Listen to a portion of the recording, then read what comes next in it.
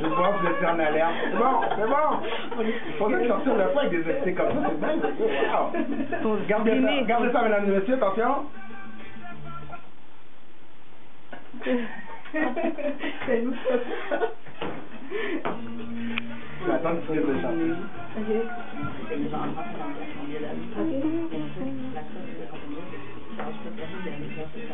Ah, ok. Mais je pense qu'il y a pas. Vous me payez. Ça fait longtemps que je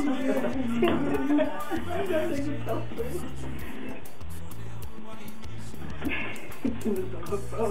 J'ai payé. Oh là là. Oh, me songe formé, Haïti. Salutations à tout le monde en Haïti qui m'écoute en passant. J'ai du monde ce matin qui se sont mis à m'écouter. J'ai parlé un peu, mesdames et messieurs, avec du monde en Haïti qui font des choses merveilleuses. J'ai un ami, Jimmy, que j'ai rencontré sur Facebook. Et lui, il fait des camps de basket en Haïti.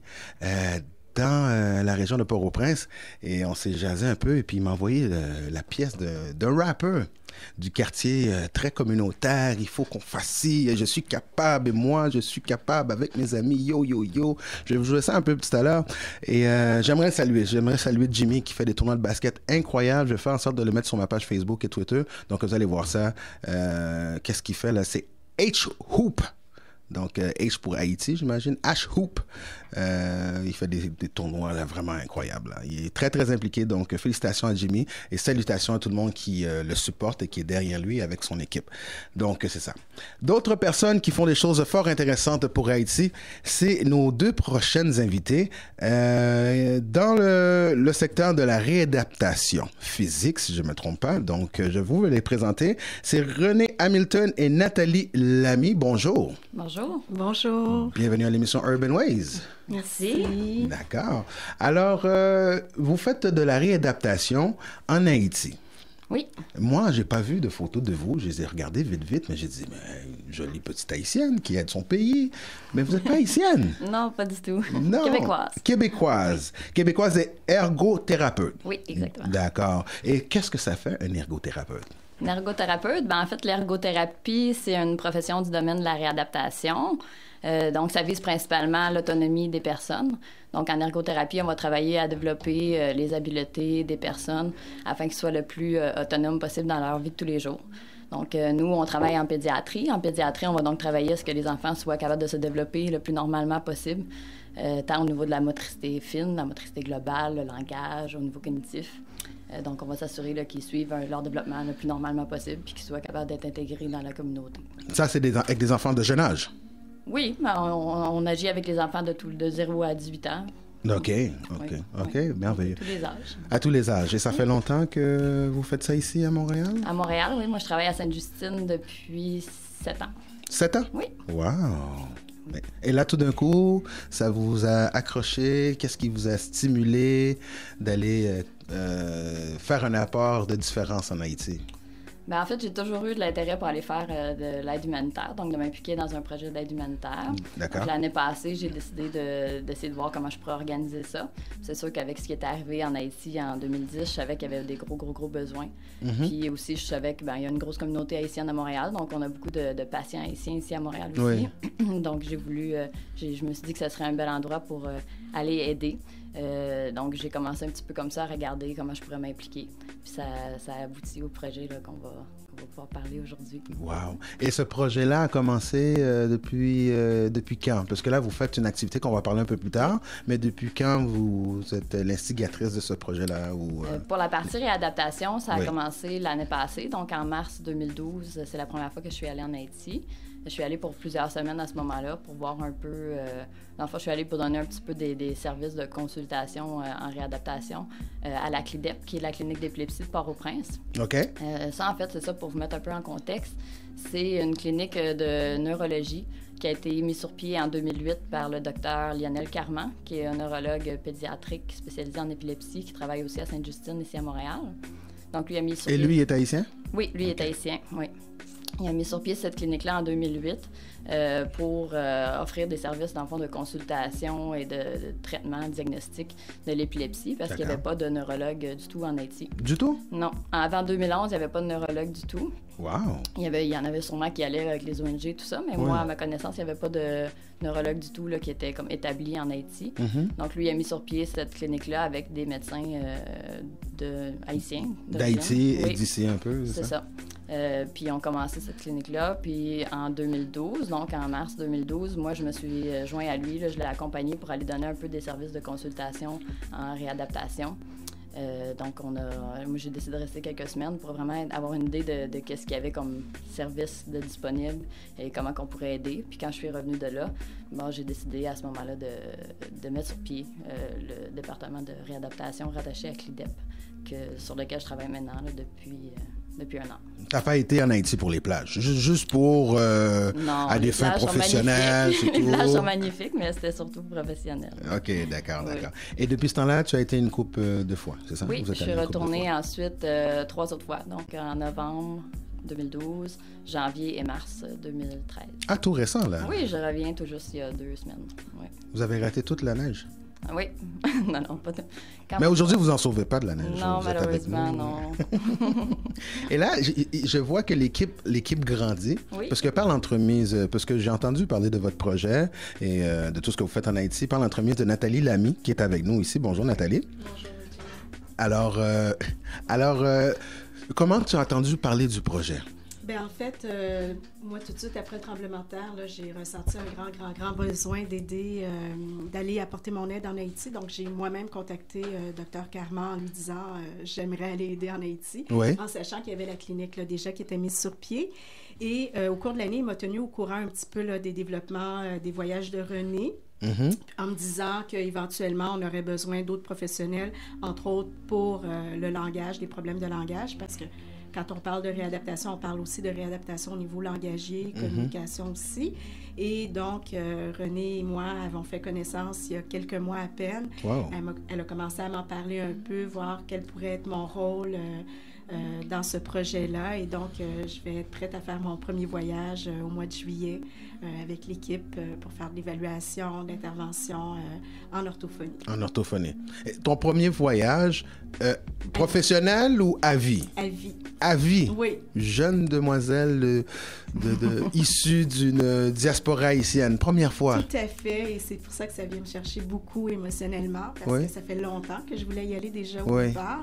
Et donc là, ça a toute une portée. Je suis un peu malheureuse de ne pas avoir vu Haïti avant le tremblement de terre. Mais, si je peux y aller maintenant, là, ça veut dire beaucoup pour moi. Ça veut dire beaucoup aussi pour les membres de ma famille. Donc, mais maintenant, tout d'un coup, là, ta mère te parle. Oh, moi, songez que dans tel pays, dans telle zone. Et ta famille vient de où? Ma mère vient de Jérémie. Mon père de Pétionville. Mes parents sont ici depuis plusieurs années. Ma mère n'y est retournée qu'une seule fois en 80. Donc, c'est sûr que pour eux aussi, là, c'est quelque chose de très, très excitant. Mon père me couvre un peu, là, donc il me prépare. Mais voilà. Mais il n'y a pas de choléra, là. Il n'y en a pas, là, de choléra. Inquiète-toi pas. J'ai pas d'inquiétude. Ça va. Et ça va être une belle expérience. Combien de temps vous y allez ensemble, toi et Mme Hamilton? Possiblement, oui. Mais moi, c'est possible que je dois y retourner en mai aussi. Oui. Donc, on est dans l'organisation de l'horaire pour la prochaine année. Là, oui. Mais possiblement, oui. Cet été, on va avoir plusieurs professionnels qui vont y retourner aussi. Voilà. Et là, pour faire en sorte que ces professionnels-là prennent l'avion, vous faites des projets de levée de fonds. Exactement. Et il y en a une qui s'en vient à grands pas, là. Oui, dans 2 semaines. Oui. Le 26 avril. Donc, c'est ça, c'est la première édition de notre grosse levée de fonds, en fait, pour le volet de la réadaptation. On organise une soirée le 26 avril, qui est une soirée vin fromage, qui va se tenir au Loft le 4e dans le Vieux-Montréal. Donc, la soirée... J'adore les escaliers. Oui, hein, c'est très agréable. C'est vraiment au 4e étage. Ça vaut vraiment la peine. Donc, ensuite, le Loft est magnifique, avec une belle vue. C'est vraiment une super ambiance dans le vieux. avec la vue sur l'eau et tout ça. Donc, ça devrait être vraiment une belle soirée. C'est un vin fromage qui va être de 7h30 à 10h. Il va y avoir Bella Forte, qui est... Oui, Bella, qui est venue ici déjà, oui. Oui, qui va faire des performances musicales. Et ensuite, à 10h, il va y avoir un DJ pour le reste de la soirée, là, pour qu'on puisse s'amuser. Quel DJ? C'est NIY DJ 7. DJ 7, oui. NIY? OK. Je vais googler, voir si c'est crédible pour votre projet, moi. Moi, je suis juste DJ, je suis DJ moi-même. Oui? Oui, je vais faire en sorte de laisser savoir qu'est-ce que je pense. Vous pouvez me donner nos suggestions de musique. Ah, mais oui. On va avoir de la musique haïtienne, ça, c'est sûr. Oui. J'espère que vous avez aimé la musique de notre président, M. Martelly, sur sa musique, sa chanson sur Haïti. Voilà. Et durant la soirée, OK, il va y avoir un spectacle, il va y avoir un DJ. Est-ce qu'il va y avoir des kiosques d'information, des comptoirs d'information, des pamphlets, des façons de supporter? Qu'est-ce qu'on peut s'attendre d'autre dans le décor pendant la soirée? Du 4e étage, oui. Oui, bien en fait, c'est sûr qu'il va y avoir on va présenter un peu le projet aussi. Il va y avoir de l'information. On va avoir évidemment un écran avec des photos de tous les voyages qui ont été faits, des formations. Des témoignages? Oui, il va y avoir quelques personnes qui vont pouvoir présenter. Dr Carman va être présent aussi. Ah, OK. Il va y avoir un encan silencieux aussi sur place pour aussi ramasser des fonds. Oui. Donc, oui. Très intéressant. J'aimerais ça que vous reveniez ou que si on peut faire une certaine communication avec Nathalie ou avec Mme Hamilton d'Haïti, parce que c'est possible qu'on puisse faire ça avec la technologie maintenant, et d'avoir votre feedback. Ah, c'est sûr. Oui. C'est ça, puis on va vous tenir au courant tout au long des prochains mois là, de nos accomplissements là-bas. Oui. Ça, c'est certain. Parce que c'est désolant de dire, c'est une réalité, mais assez, c'est assez. Le tremblement, oui, ça, je suis soucieux de ça. Mais les kidnappings, les politiques, les ci, les ça, je crois qu'on en a eu notre dose, là, de voir des photos d'UNICEF. Je ne veux pas étiqueter la chose sur UNICEF, mais des photos avec des mouches sur leur nez. C'est assez. Je crois que pour ça, je vous félicite de pouvoir sensibiliser les gens à un autre aspect, parce que moi, je ne pensais pas à la réadaptation, soit audio ou physique, je veux dire phonétique ou physique, mais c'est quelque chose de très, très bien fait. J'ai une question qui vient de me flasher pendant que je dis ça. Peut-être une de vous deux peut me répondre, peut-être Nathalie qui a fait ses recherches. Point de vue... pas dyslexique, mais j'ai oublié le mot. Langage ou le monde qui écrit, qui lit. La dyslexie. Est-ce que c'est quelque chose de présent? Parce que c'est pas tout le monde qui est à l'école ou qui parle deux langues, français et créole là-bas. Est-ce que tu as pu voir ça dans tes recherches? En fait, justement, en discutant avec René et Dr Carman, semble-t-il qu'il faut aussi aider les gens à mieux comprendre ce genre de problème-là, que ce soit par rapport aux troubles de langage oral ou écrit, comme la dyslexie. Bien, c'est ça, pour faire comprendre aussi aux parents que c'est vraiment une problématique et pas une mauvaise volonté chez l'enfant de ne pas bien écrire ou de pas. Ou sinon, c'est un lire. péché, quelque chose, mais quelqu'un a mis un sort sur eux, des choses très culturelles. Tout à fait, mais c'est un peu la même chose avec l'épilepsie. Il y a eu beaucoup d'éducation, beaucoup d'enseignements qui a dû être fait pour faire comprendre aux parents que l'épilepsie, c'est une maladie et non pas justement une maladie. Ils n'étaient pas en transe, là, qu'ils avaient pas reçu une possession. Ouais. Puis faire comprendre aussi un peu, pouvoir faire reconnaître les symptômes ou en tout cas les traits chez des enfants qui présentent de l'autisme. Oui. Puis faire la distinction entre ce que l'autisme et un trouble de comportement, parce que des fois, ça peut être difficile, puis on peut avoir tendance à stigmatiser ces enfants-là en croyant que ce sont de mauvais enfants alors qu'ils ont vraiment un problème. Donc, il y a vraiment beaucoup d'éducation à faire de ce côté-là, en plus d'apporter de l'aide aux enfants. Et aussi peut-être une éducation pour toi aussi, comme j'expliquais hors onde tout à l'heure, parce qu'il va y avoir un choc culturel. Oui. Et il y a aussi des réalités à respecter, parce que dans certains cas, oui, ça peut être autre chose, ou ainsi de suite, mais il y a des chocs culturels autant pour vous, j'imagine pour toi, que pour eux aussi. Oui, bien René m'a déjà prévenu qu'il faut y aller tranquillement avec les gens pour justement avoir leur confiance. Mais c'est ça, dans le fond, c'est d'apprendre à travailler avec ces gens-là aussi en respectant la culture. Il y a plein de choses au niveau culturel qui sont différentes d'ici. Nous, on va pas là-bas pour leur imposer notre façon de faire. On va là-bas pour travailler avec eux puis les aider à ce qu'ils puissent fonctionner. Dans le fond, c'est ça l'objectif principal de mon projet. C'est pas moi d'aller donner des services là-bas et ensuite, quand j'y retourne plus, c'est fini. C'est vraiment d'aller transmettre l'information, enseigner aux gens là-bas, dans le fond, comment qu'ils puissent desservir c'est leur population. La population. Dans le fond, devenir autonome le plus possible pour donner des services aux enfants. Voilà. Eh bien, merci beaucoup d'être venu. Je crois qu'on a fait un peu le tour du sujet. Je trouve ça très, très intéressant. Un aspect vraiment, vraiment, vraiment merveilleux. Avant de nous quitter, est-ce que vous pouvez encore donner un site Internet, un numéro de téléphone et aussi l'endroit au 4e étage? Oui, donc la soirée va se tenir au Loft, le 4e, dans le Vieux-Montréal. C'est le 26 avril à 19h30. Il y a une page Facebook pour l'événement, donc Réadaptation CLIDEP sur Facebook. Sinon, pour l'achat de billets ou les dons, il y a Eventbrite, qui est un site qui a été mis sur pied pour ça. Donc, c'est possible de le faire sur Internet. Donc, réadaptationclidep.eventbrite.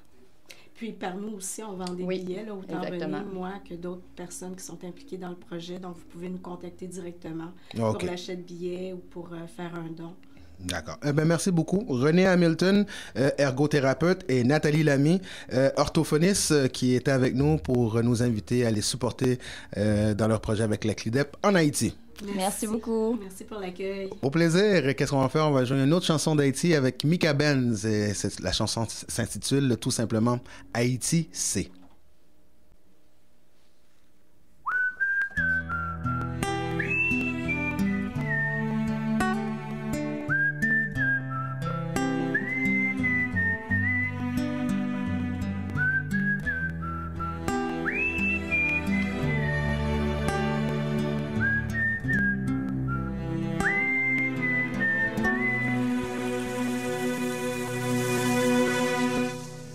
Haïti, c'est belle la mer, c'est belle montagne, belle rivière.